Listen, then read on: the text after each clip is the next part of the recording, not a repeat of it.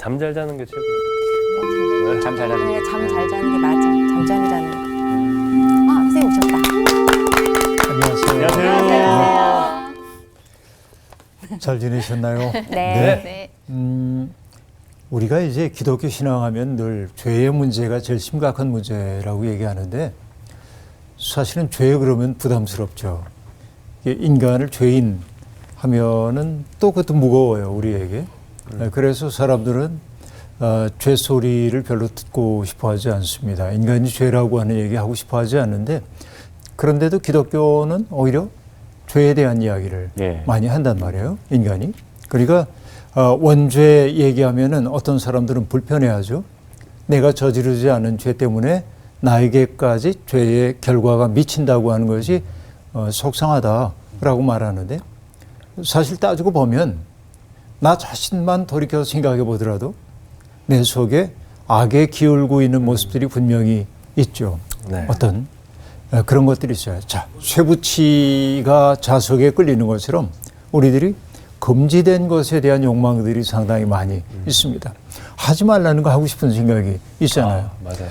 이게 이제 인간이 가지고 있는 죄로의 경향성이라고 얘기할 수 있겠어요. 누구도 다 그래요.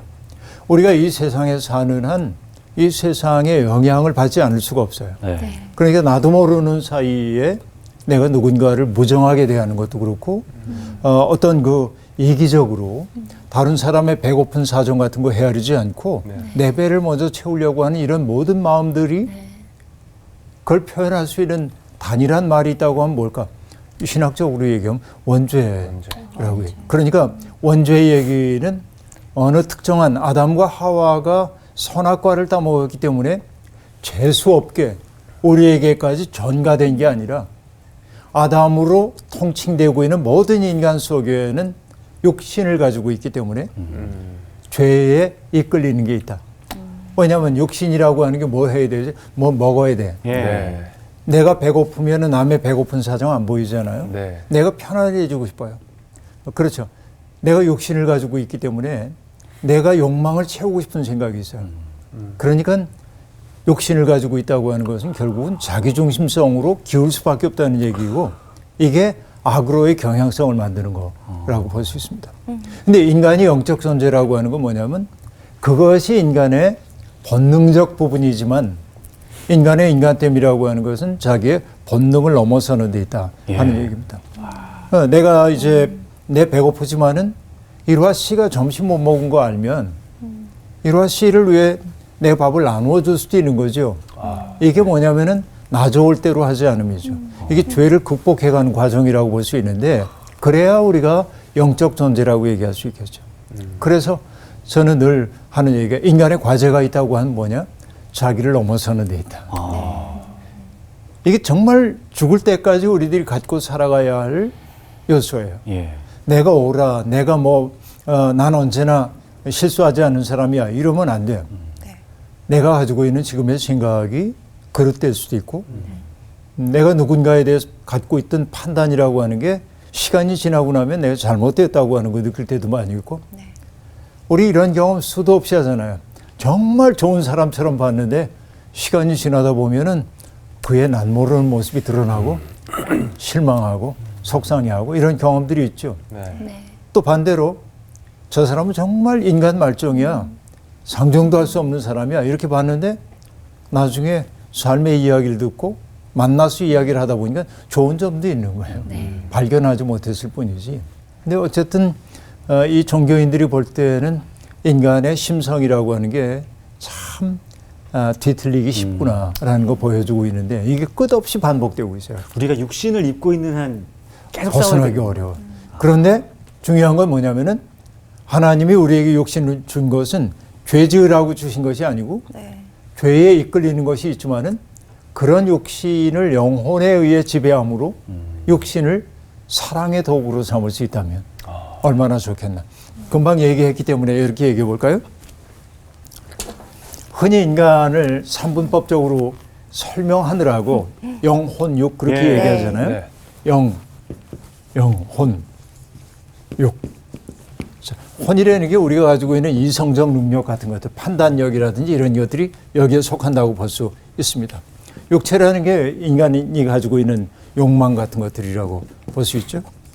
나쁘지 않죠. 이것도 꼭 필요하죠. 살기 위해서는 이것도 필요합니다. 영이라고 하는 건 성경이 얘기하는 영이라는 것은 우리 속에 있는 하나님에 대한 그리움이고요.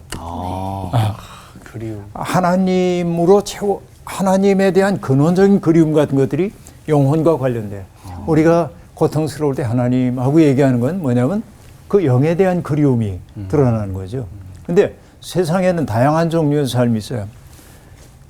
기관차로 얘기하면 영이라고 하는 기관차가 혼과 육을 끌고 가는 사람도 있는가 하면 거꾸로 육이라고 하는 기관차가 혼과 영을 끌고 가는 사람도 있습니다. 이게 뭐냐면 이거는 자기중심성이에요. 그렇죠? 그 영에 이끌리는 사람은 뭐냐면은 자기중심적인 게 아니라 늘 하나님 생각하는 거죠. 하나님 사랑이죠. 그러니까 하나님 사랑, 또 그 사랑에서 비롯되는 이웃 사랑이라고 하는 게 자기 생의 중심 가치가 되어 사는 사람들이 있어요. 세상에는. 그러니까 이 사람들을 보고 나면은 사람들은 뭐냐, 맑음을 느껴요. 아, 참 좋다. 나도 저렇게 살아야지. 근데 이 사람들이 만들어내는 삶은 누군가에게 늘 상처를 주게 마련이고, 그리고 그와 만나고 나면 불쾌해지고, 그렇죠. 이런 경우가 있습니다. 오늘 우리가 한번 생각해 봐야 돼. 나를 이끌고 가는 게 뭐냐. 근데 이제 이 영이라고 하는 걸 인정하지 않는 사람들도 있죠. 하나님을 상정하지 않고 사는 사람들. 그들은 도덕적 주체. 이거는 이제 도덕적 주체예요.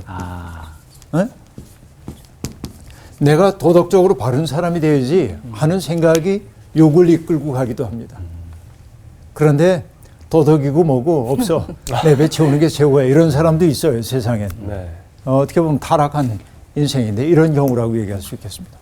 그래서 우리가 성경을 읽는다고 하는 것은 인간성 속에 심연처럼 도사리고 있는 악의 실체를 바라보는 거예요. 왜 바라보냐면 봐야 나도 거기에 속한다는 걸 알 수 있고 그래야 맑아지기 때문에 그래요. 내 속에 있는 더러운 것들을 숨겨만 놓으면 여러분 우리가 집안에서 나오고 있는 음식물 쓰레기 같은 거 처리하지 않고 봉투에 담아가지고 집에 차곡차곡 쟁여놓으면 어떻게 돼? 다 썩어요. 냄새 말할 수 없잖아요. 그거 어떻게 해야 돼? 지금은 당장 이렇게 쌓아놔야지만은 하루 이틀 지나면 갖다 버려야 하잖아요. 우리 마음속에 있는 부정적인 것들도 이 봉지와 같아요. 근데 우리는 너무 자주 쟁여놓고 살아요. 이런 것들을. 근데 이 봉지를 갖다 버린다고 하는 게 뭐냐면 하나님 앞에서 보는 거예요. 내가.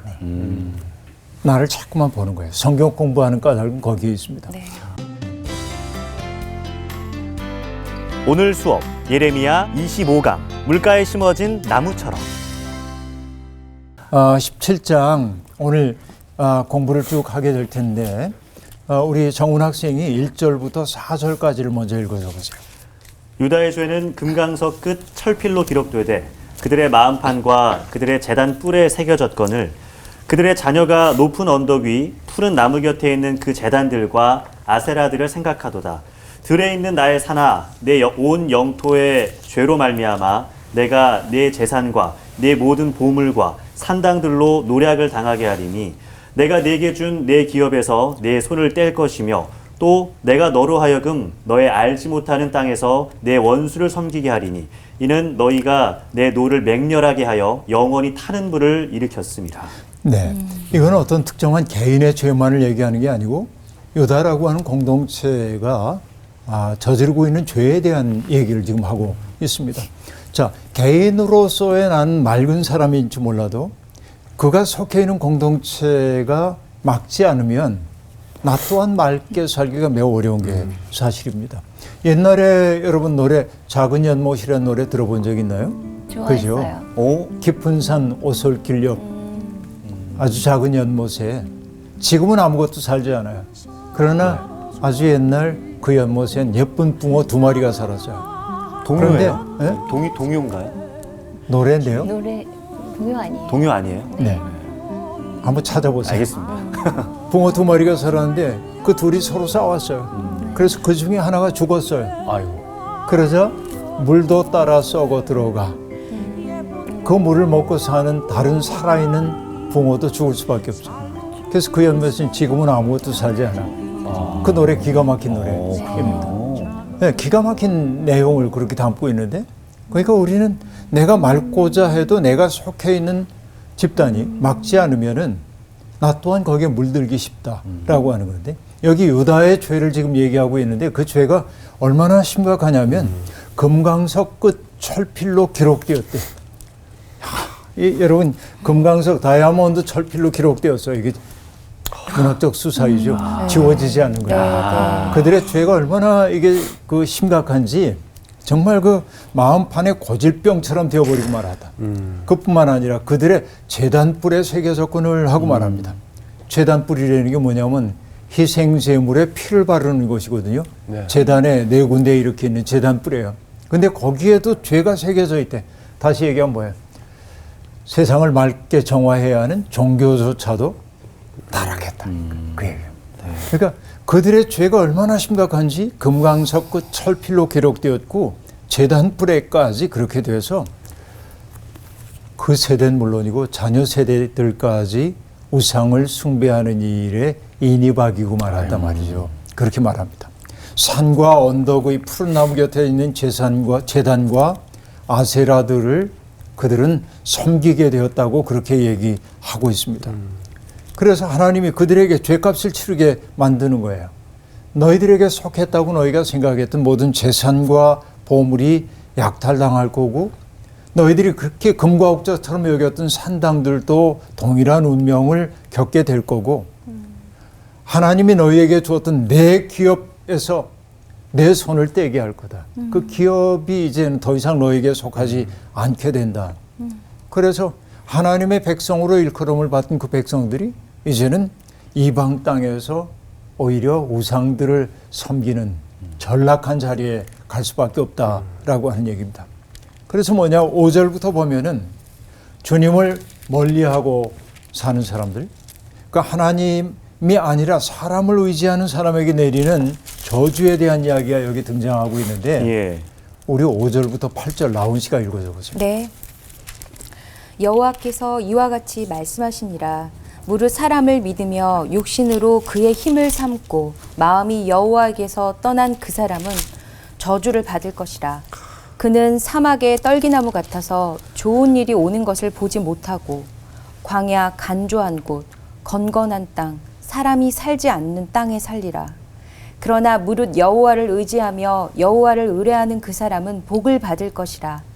그는 물가에 심어진 나무가 그 뿌리를 강변에 뻗치고 더위가 올지라도 두려워하지 아니하며 그 잎이 청청하며 가무는 해에도 걱정이 없고 결실이 그치지 아니함 같으리라.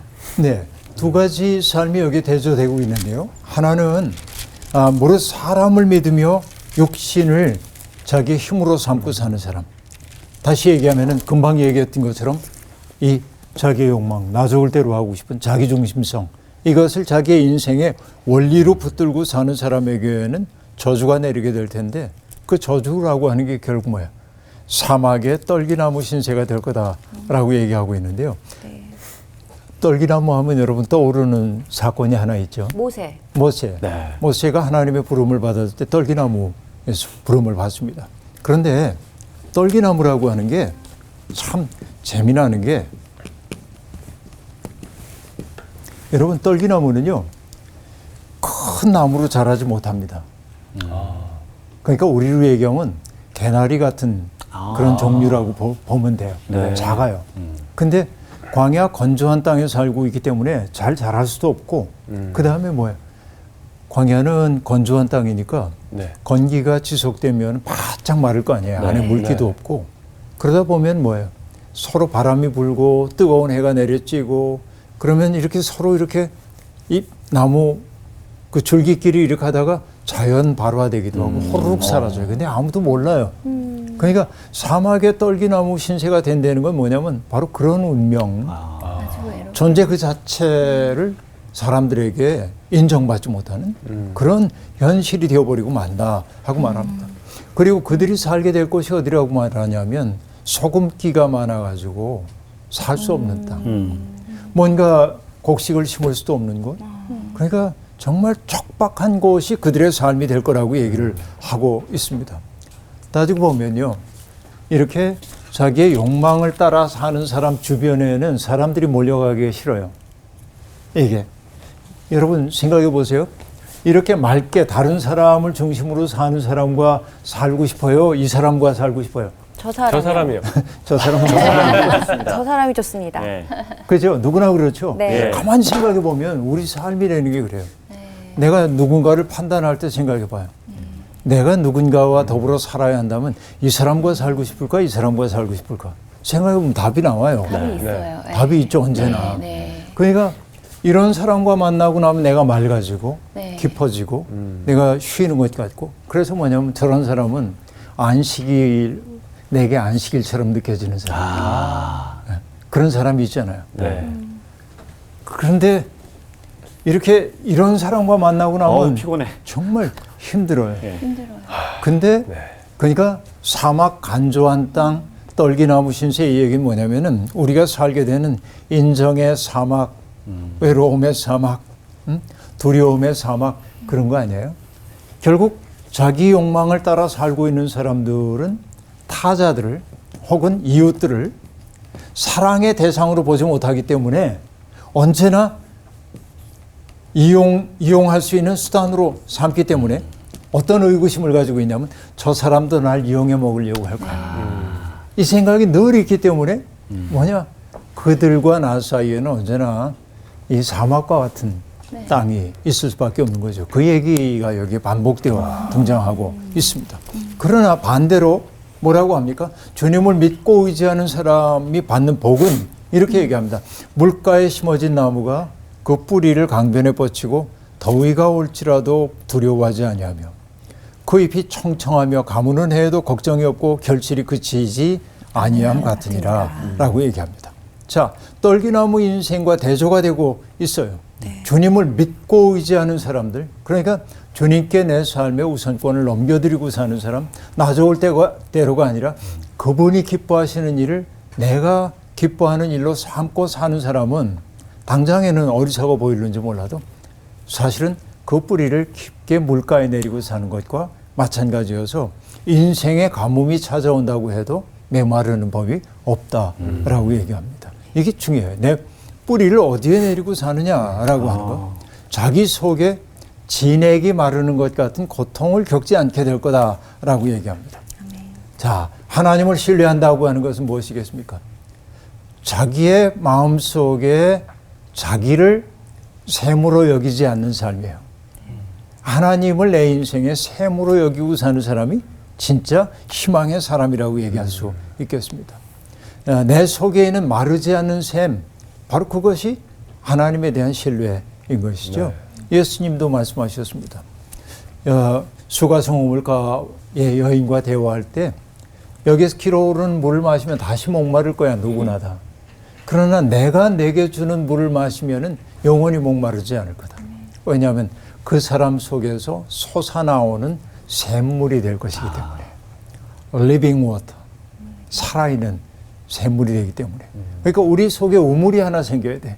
여러분, 신앙생활이라는 게 우리 속에 기둥 하나 들어서는 거라고 종종 얘기를 했는데 오늘은 달리 얘기해서 우리 속에 샘물 하나 파는 거예요. 그건 뭐냐면 나의 욕망의 샘이 아니라 하나님의 뜻을 따라 살려고 하는 그 마음이 우리에게 영원한 샘물이 되기도 한다는 말이죠. 그 얘기를 지금 하고 있습니다. 그런데 기가 막힌 얘기가 여기 등장합니다. 9절부터 11절 이루 학생이 읽어주세요. 네.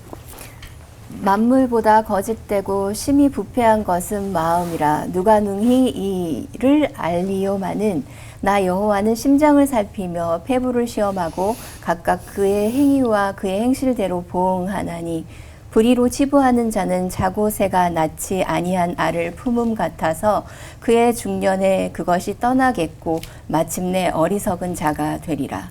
네, 이 9절 말씀이 우리가 정말 중요한 얘기인데 만물보다 거짓되고 심히 부패한 게 마음이라고 말하는데 이때 마음은 인간의 마음입니다. 네. 여러분, 우리가 사자나 뭐 호랑이나 이런 거 보면 초식동물을 잡아먹잖아요. 예. 네. 그래서 우리가 사자나 호랑이를 보고 부패한 놈이야 그렇게 얘기해요. 아니요. 그 마음이 네. 부패했다고 얘기 안 하죠. 네. 네. 하죠. 예. 누군가의 마음이 부패했다고 얘기하는 오로지 인간에게만 해당되는 거예요. 인간 속에 하나님은 당신의 형상을 심어주셨잖아요. 네. 그러니까 인간은 하나님이 하시는 일을 꿈꿔야 돼요. 이게 인간입니다. 그게 본래 자기 마음을 지키는 일입니다. 그런데 그 마음 다 잃어버리고 하나님이 주신 마음은 다 잃어버리고 원금 다 잃어버리고 그렇죠. 빚만 가지고 살아요. 이게 부패한 마음이란 말이죠. 그러니까 우리가 어떤 뭐 소나무를 보고 소나무가 잎이 시들시들하다고 이 소나무가 부패했네 그렇게 얘기 안 한단 말이에요. 동물들도 그렇고 오로지 부패할 수 있는 것은 인간밖에 없어요. 왜? 인간의 마음이 부패할 수 있는 건 하나님이 인간에게만 자유를 주셨기 때문에 그래요. 내 생을 선택할 자유가 있어요. 하나님을 부정할 수 있고 하나님 따라서 할 수도 있거든요. 근데 그 자유를 가지고 자기의 육체적 욕망만을 위해 살기 시작할 때 인간의 마음은 부패하기 시작해요. 여러분 이게 부패한다고 얘기할 때 부라고 하는 글자가 이렇게 써요. 여기에 고기육자가 들어가요. 고기육자가. 이거 뭐냐? 썩을 부자, 썩을 부. 고기가 썩는 것과 같은 것입니다. 옛날에 그거 너무 진부해요 하고 얘기하잖아요. 네. 진부라고 하는 게 어떤 얘기인지 아세요? 진은 진열하다 이런 거고 부라고 하는 건 썩을 부자인데 옛날에 어떤 사람이 고기를 먹기 어려울 때니까는 내가 고기를 먹게 됐어. 그럼 자랑스러운 거예요. 사람들한테. 네. 그냥 조용히 먹으면 괜찮은데 딱 내놓는 거야. 드러나게. 근데 고기는 시간이 지나면 썩잖아요. 네. 그래서 적당히 하고 먹으면 괜찮은데 계속 놔둬가지고 썩게 만드는 거야. 이게 진부함이에요. 그래서 우리가 1절만 하지 하고 얘기하는 그런 얘기 비슷한 거예요. 이게. 적당히. 인간의 마음이 부패해요.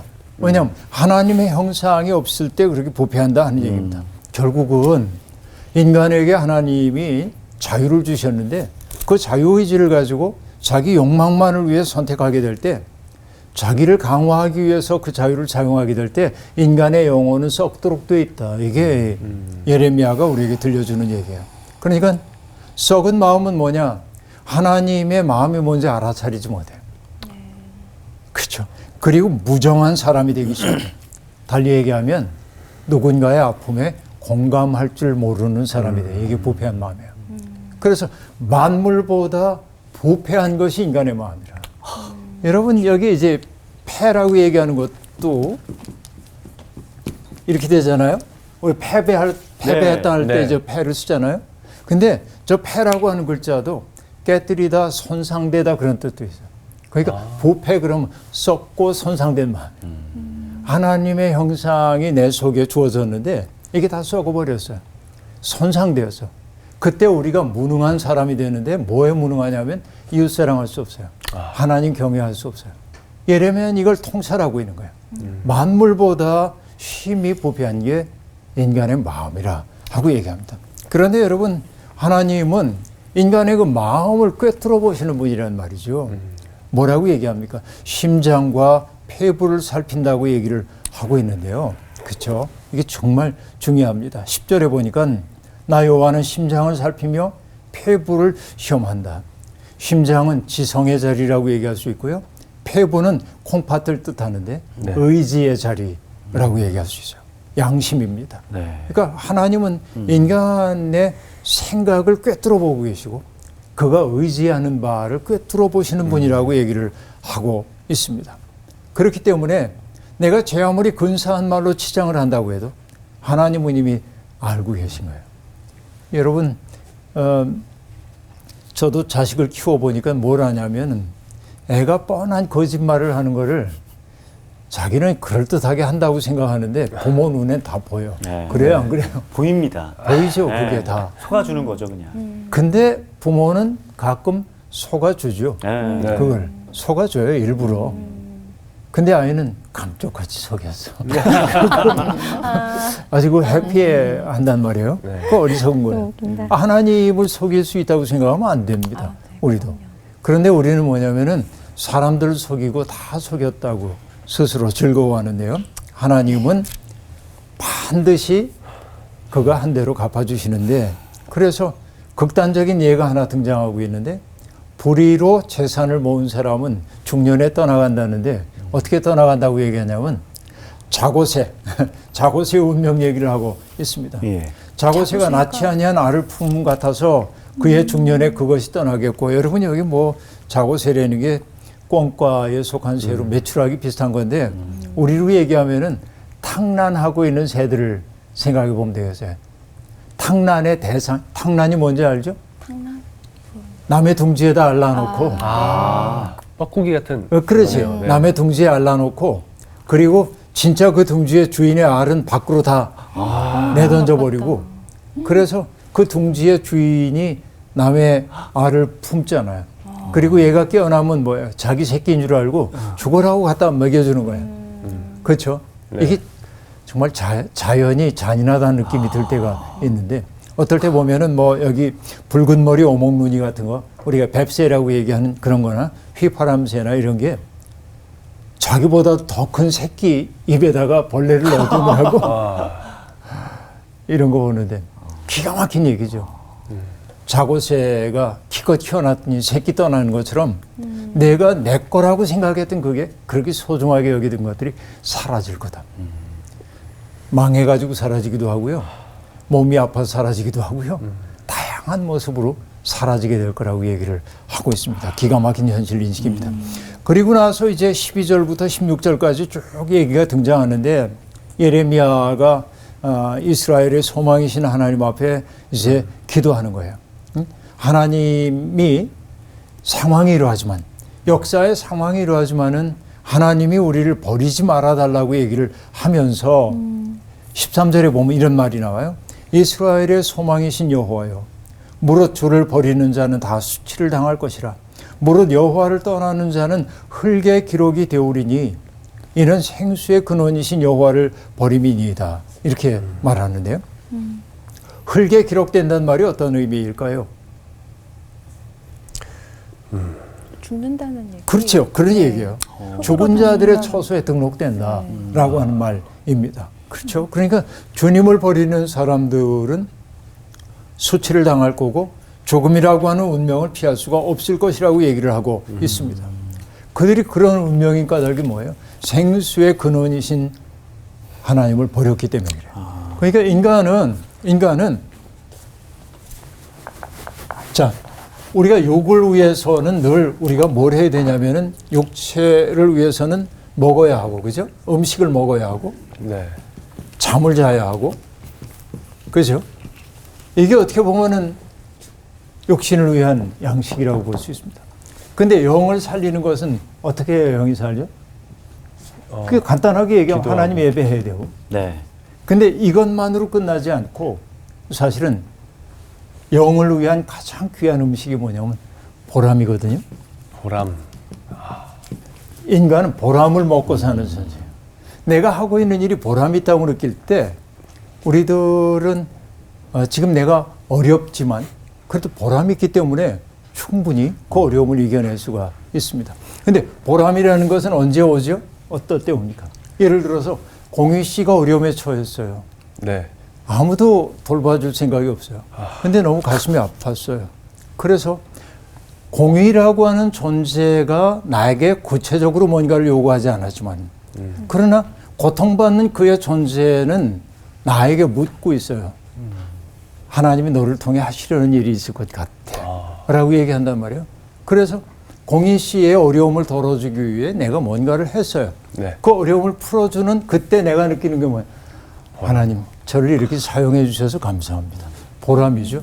이 보람이라고 하는 영의 양식을 많이 먹다 보면 이거 조금 덜 먹어도 괜찮아요. 욕망을 위한 거. 근데 여기에 채워져야 할 부분이 채워지지 않기 때문에 사람들은 뭐냐면 여기에 집착을 다른 걸로 채우는구나. 다른 거로 채우는 거예요. 이게.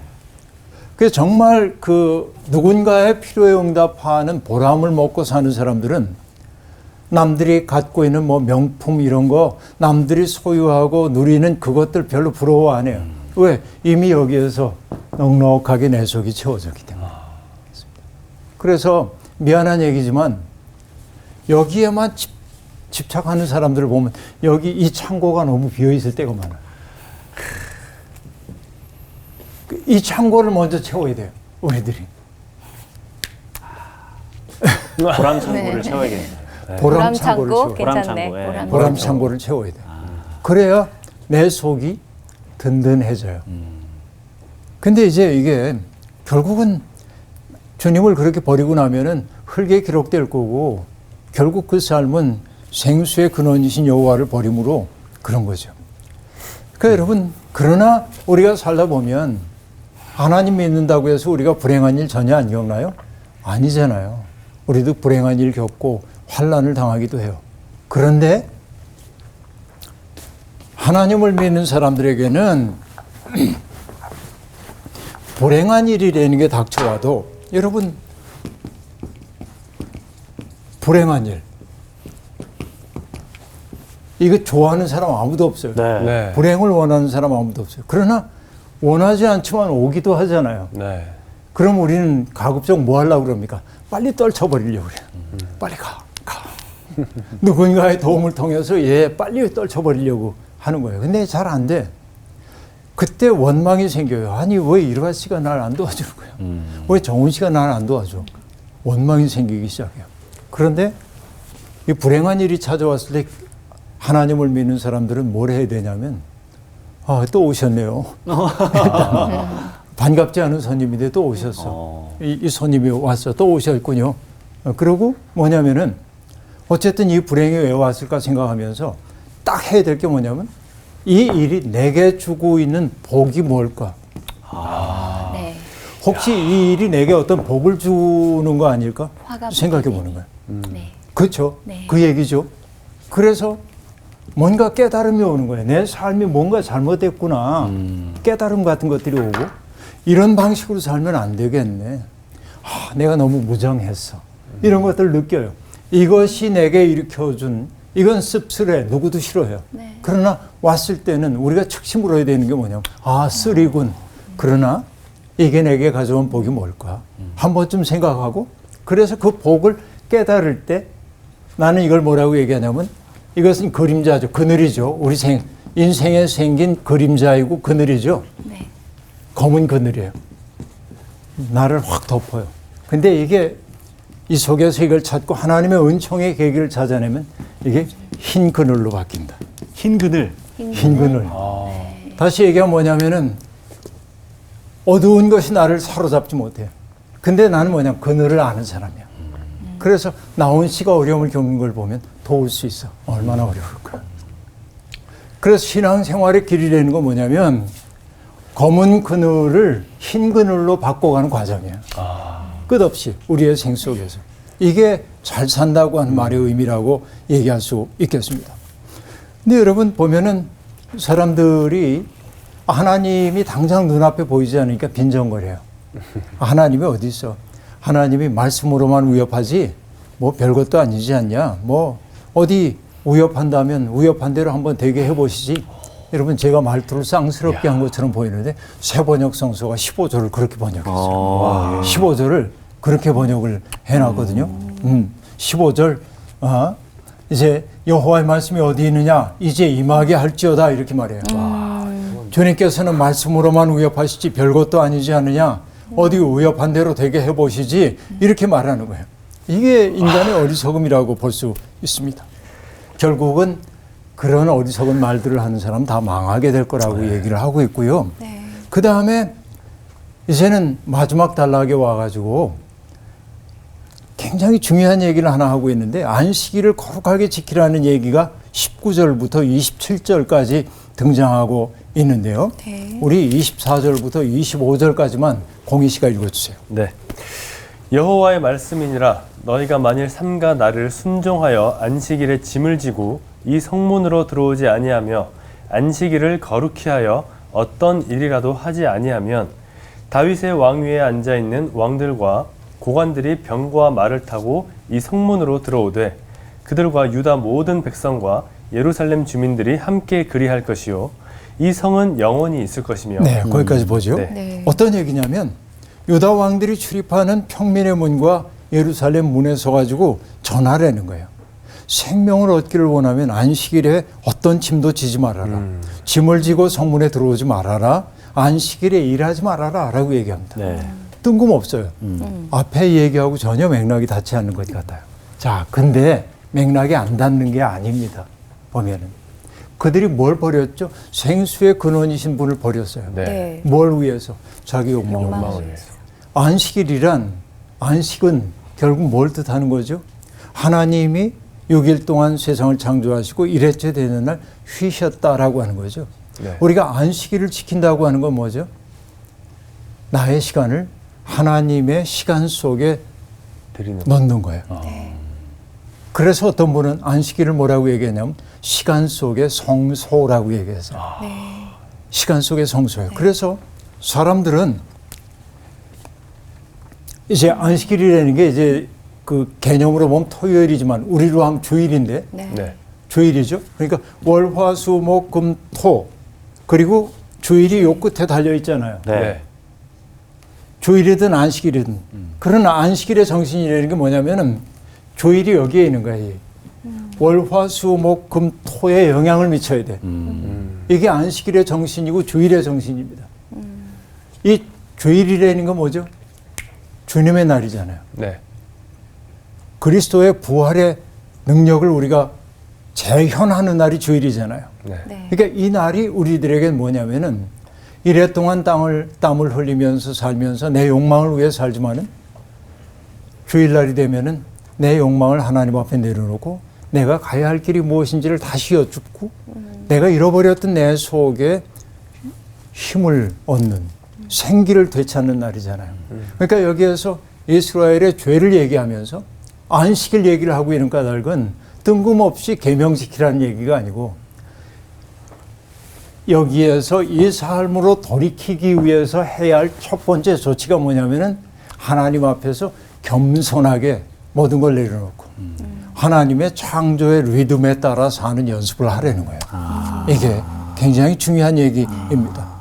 그래서 아브라함 여수와 헷셀이라는 분은 안식일에 대해서 이렇게 얘기합니다.